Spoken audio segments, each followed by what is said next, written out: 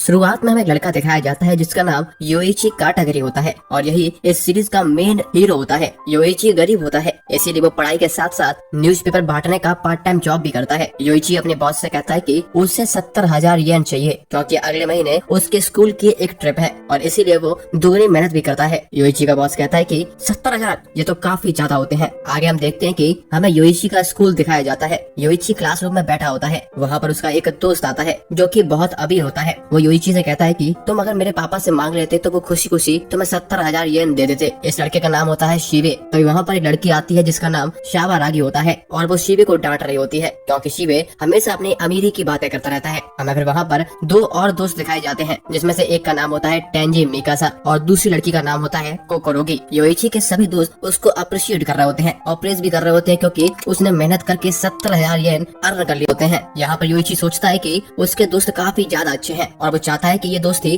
कभी भी नहीं टूटे। अगले सीन में हम देखते हैं कि क्लास का टीचर अनाउंस करता है कि स्कूल ट्रिप के लिए जो अमाउंट जमा किया गया था जिसकी वैल्यू थी 2 मिलियन येन वो चोरी हो चुके हैं। टीचर की ये बात सुनकर सभी लोग शॉक हो जाते हैं और सबसे ज्यादा शॉक हमारा हीरो होता है जिसने इतनी मेहनत कर 70,000 येन कमाए थे। यहाँ पर शावारागी सभी को सॉरी बोलती है और बताती है कि उसने कल घर जाने से पहले 5th पीरियड में उन पैसों को लॉकर में रखा हुआ था और शावारागी ने लॉकर को लॉक भी किया था। उसके बावजूद भी वो पैसे चोरी हो गए जिसकी जिम्मेदारी शावारागी को दी गई थी। शावारागी सबसे रोते हुए कहती है जिसने भी पैसे चुराए हैं प्लीज हमें वो लौटा दो। अब सभी क्लास वाले ये सोच रहे होते हैं कि आखिर 2 मिलियन येन चोरी किसने किए हैं और सभी लोगों का शक हमारे हीरो योइची पे जाता है क्योंकि वो गरीब होता है। अब ये सारी चीजें हो जाने के बाद अगले दिन से शावारागी और शिबे दोनों ही स्कूल आना बंद कर देते हैं जिसके कारण पूरी क्लास का शक अब उन दोनों पे जाने लगा। आगे हम देखते हैं कि योइची अपने अपार्टमेंट में होता है और वो कुछ पार्ट टाइम काम कर रहा होता है। तभी उसके घर पे एक बेल बजती है और उसे एक लेटर मिलता है। जब वो लेटर देखता है तो उसे पता चलता है कि ये लेटर उसको शावारागी ने दिया है और लेटर में लिखा होता है कि योइची मैं तुमसे कुछ इम्पोर्टेंट बात करना चाहती हूँ, इसीलिए वो स्कूल के पास रात को 11 बजे योइची से मिलना चाहती है। हम देखते हैं कि वहाँ पर योइची जब 11 बजे पहुँचता है उसे देखता है कि वहाँ पर उसके सारे के सारे दोस्त खड़े होते हैं। योइची उन लोग को देखता है और सोचता है कि आखिर चल क्या रहा है, ये सभी लोग यहाँ पर क्यों मौजूद हैं, जबकि उसके दोस्त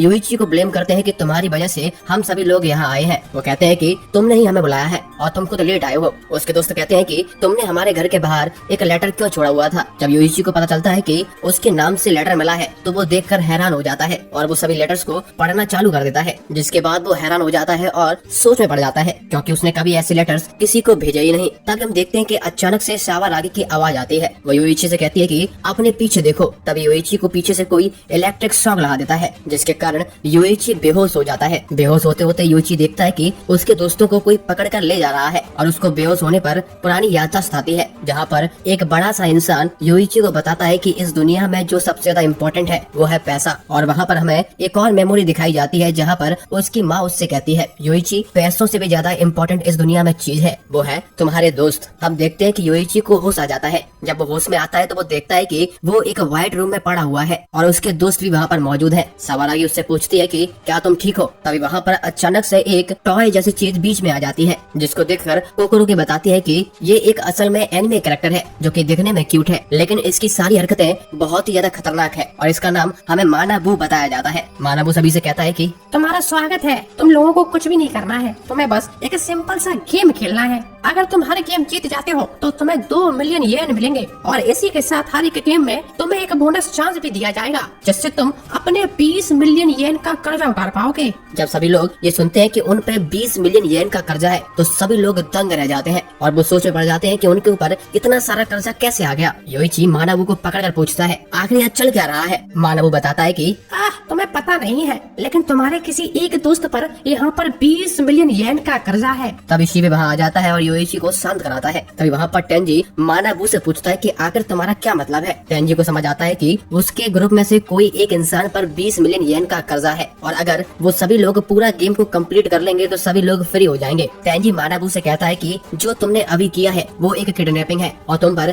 किडनैपिंग का केस लग जाएगा जो कि एक क्राइम है। मानाबू कहता है कि लेकिन तुम में से किसी ने इस गेम को खेलने के लिए एप्लीकेशन दी थी और इस गेम की फीस जो कि 2 मिलियन येन थी उसकी भी पेमेंट की है। योइची तभी सोचता है कि शायद वो 2 मिलियन येन स्कूल वाले ही हैं जो कि चोरी हो गए थे, और इसका मतलब योइची के सभी दोस्तों में से कोई एक दोस्त गद्दार है और इस गेम का जिम्मेदार भी। टेंजी मानाबू से पूछता है कि अगर हम लोगों में से सभी ने गेम खेलने से मना कर दिया तो क्या करोगे तुम? मानाबू कहता है कि हाँ, ज्यादा कुछ नहीं होगा, मैं तुम्हें जाने दूंगा, लेकिन जो तुम में से किसी एक ने मुझे 2 मिलियन पेमेंट की है वो मैं रख लूंगा, और तुम्हारे ग्रुप में से जिसके ऊपर भी 20 मिलियन येन का कर्जा है तो 20 मिलियन येन तुम सभी के ऊपर डिवाइड कर दिए जाएंगे, यानी कि सभी लोगों पर 4-4 मिलियन का कर्जा चढ़ जाएगा, उसको वो कर्जा पे करना पड़ेगा। यानी कि दोस्तों, अगर ये सभी लोग गेम खेलते हैं तो ये लोग अपने 4 मिलियन येन को कम कर सकते हैं, और अगर इनमें से कोई हारता है तो कर्जा बढ़ेगा नहीं। लेकिन इसमें भी एक ट्विस्ट है जो कि हमें आगे बताया जाएगा। आगे सभी लोग आपस में डिस्कस करने लगते हैं कि क्या करना चाहिए, और वो इस बात पर विचार कर रहे होते हैं कि आखिर हम में से गद्दार कौन है और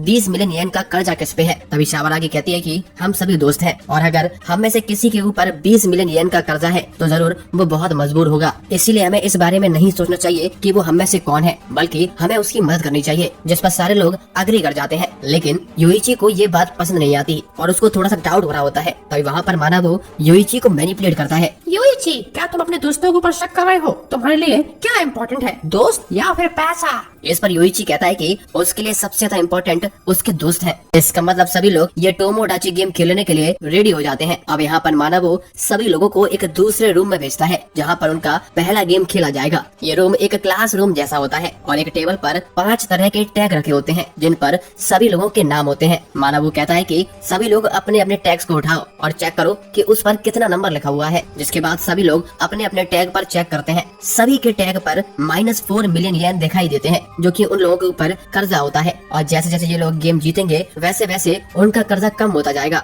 लेकिन अगर इनमें से किसी एक ने भी अपना कर्जा किसी दूसरे को शो कर दिया तो उस पर पेनल्टी लग जाएगी, जिसके बाद उनका कर्जा डबल हो जाएगा। लेकिन वो अपना कर्जा अपने मुंह से बता सकते हैं, दिखा नहीं सकते। इसके बाद पहला गेम चालू हो जाता है जिसका नाम है कुरीशान गेम। हमें बताया जाता है कि यहाँ पर एक डैशबोर्ड होता है जहाँ पर एक सिक्का रखा होता है। सिक्के के आसपास यस और नो का साइन होता है। अगर सभी लोगों के आंसर्स उनके मन में यस होंगे तो ये सिक्का यस पर जाएगा, लेकिन अगर किसी एक का भी आंसर नो हुआ तो ये सिक्का नो पे जाएगा। ऐसे ही अगर सभी का नो हुआ और किसी एक का यस हुआ तो ये यस पे जाएगा। यानी कि अगर कोई भी एक इंसान डिफरेंट आंसर सोचता है तो वही आंसर सही माना जाएगा। और इस गेम में टोटल 5 क्वेश्चंस पूछे जाएंगे, जिनमें से अगर एक भी क्वेश्चन का आंसर सभी के हिसाब से सही निकलता है तो ये गेम जीता माना जाएगा। और जिसके बाद इन लोगों का कर्जा 40 लाख से 36 लाख रह जाएगा। और अगर कहीं इन लोगों ने रूल्स को तोड़ दिया तो इनका कर्जा दुगना भी हो सकता है। लेकिन एक और चीज है, अगर 5 के 5 क्वेश्चंस गलत हो जाते हैं तब गेम के एंड में जो लास्ट प्लेयर होगा जिसका कर्जा सबसे ज्यादा होगा उस पर लगेगी पेनल्टी। गेम शुरू होने से पहले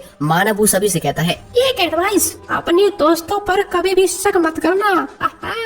अब हो जाता है गेम स्टार्ट। सबसे पहले बारी शिवे की होती है जो कि एक लेटर में क्वेश्चन को पढ़ता है। क्वेश्चन को पढ़ने पर शिवे का रिएक्शन कुछ अलग हो जाता है। शिवे सभी से क्वेश्चन पूछता है कि क्या जापान का सबसे बड़ा माउंटेन माउंट फूजी है, जिसको देखकर सभी लोग खुश हो जाते हैं और उनको लगता है कि सभी लोग इसका आंसर सही देंगे। सभी लोग बोर्ड पर उंगली रखते हैं और मानाबू कोकरी-सान से पूछता है कि बताओ इसका आंसर क्या है। यहाँ पर सभी लोगों की उंगली कॉइन पे होती है जिसका आंसर यस और नो में डिसाइड किया जाएगा। लेकिन हम देखते हैं कि इस क्वेश्चन का आंसर यस होना चाहिए था, लेकिन इन सभी की उंगली मूव करती है नो पर, जिसको देखकर सभी लोग हैरान हो जाते हैं। इसका मतलब यही है कि 5 में से किसी एक ने जानबूझकर नो बोला था। ये रियलाइज होने के बाद शावर आगे कुछ बोलने की कोशिश करती है, लेकिन योइची और टेंजी उसका मुंह दबा लेते हैं। हमें पता चलता है कि इस गेम के दौरान ये लोग आपस में बात भी नहीं कर सकते हैं, वरना यहाँ पर पेनल्टी लगेगी। आगे दूसरा क्वेश्चन शावर आगे पढ़ती है। क्वेश्चन होता है कि 1 + 1 = 2 होता है। ये सुनकर सभी लोग फिर से खुश हो जाते हैं क्योंकि क्वेश्चन बहुत ही ज्यादा इजी होता है। इसका आंसर यस होना चाहिए था, लेकिन उसके बावजूद भी इसका आंसर नो हो जाता है। यानी कि फिर से किसी एक इंसान ने इसका आंसर डिफरेंट सोचा था। यहाँ पर योइची समझ जाता है कि यहाँ पर वाकई में कोई ना कोई तो धोखा दे रहा है। अब वहाँ पर छोटा सा एक फ्लैशबैक दिखाया जाता है। हम देखते हैं कि शिवे के मुंह पर एक चोट का निशान होता है और ये चोट उसे शावारागी ने दी होती है, क्योंकि शिवे ने शावारागी को प्रपोज किया था, जिस पर शावारागी ने उसको हिट कर दिया। इसके लिए शिवे टेंजी और योइची के पास आता है और उससे मदद मांगता है। टेंजी कहता है कि मुझे तुम्हारे लफड़े में पड़ने का शौक नहीं है। फिर वो जाता है योइची के पास। तब योइची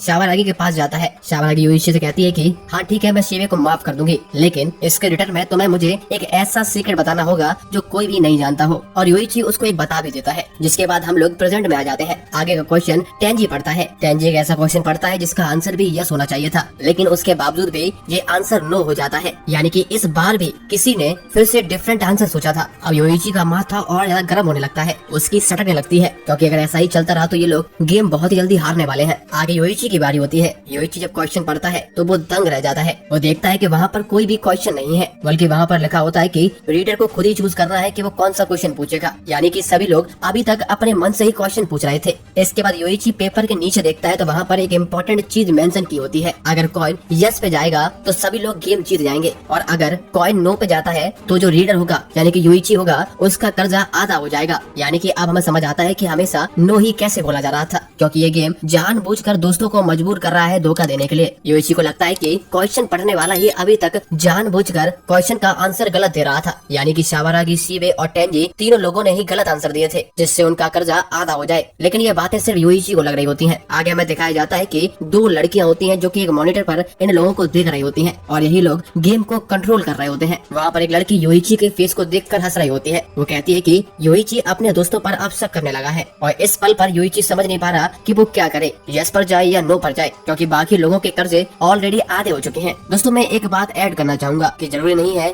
जो कंडीशन योइची के लेटर में लिखी थी वो सभी के लेटर में हो, यानी कि सभी लोगों की कंडीशंस अलग अलग हो सकते हैं, और हो सकता है कि 5वें लेटर में एक रियल क्वेश्चन पूछ लिया जाए और कोई भी कंडीशन ना हो कि आपका कर्जा आधा होगा या नहीं। तभी हम देखते हैं कि कंट्रोल रूम में दूसरी लड़की कहती है कि आज तक ये गेम कोई भी जीत नहीं पाया है। आगे हमें एक और फ्लैशबैक दिखाया जाता है जो कि योइची सोच रहा होता है। कोकोरोगी योइची से कहती है कि मैं तुम्हें एक अपना अच्छा सच्चा दोस्त मानती हूँ। इसके बाद हम प्रेजेंट में आते हैं और योइची क्वेश्चन पढ़ना चालू करता है। वो पूछता है कि क्या हफ्ते में 7 दिन होते हैं। योइची सेल्फिश ना होकर कोकोरोगी के लिए यस करता है जिससे गेम खत्म हो जाए, लेकिन हम देखते हैं कि यस होने की बजाय कॉइन नो पे चला जाता है, यानी कि किसी एक ने अभी डिफरेंट आंसर दिया है, जिसको देखकर योइची का दिमाग और ज्यादा खराब होने लगता है। वो सोचता है कि यहाँ पर कोई ऐसा है जो चाहता है कि कोकोरोगी के ऊपर सारा कर्जा आ जाए। आगे बारी होती है कोकोरोगी की, जो सभी से पूछती है कि क्या हम इसके बाद अच्छे दोस्त रहेंगे, लेकिन अगर ये क्वेश्चन भी गलत हो जाता है तो ये गेम सभी लोग हार जाएंगे। अब सभी लोग उस कॉइन पर उंगली रखते हैं, लेकिन अचानक से योइची वहाँ पर बोलना चालू कर देता है जो कि रूल के खिलाफ है, और वो बहुत ही ज्यादा अजीब सा क्वेश्चन पूछता है। वो कहता है कि सावारागी ने किस कलर की पैंटी पहनी है, जिसको सुनकर सभी लोग दंग रह जाते हैं।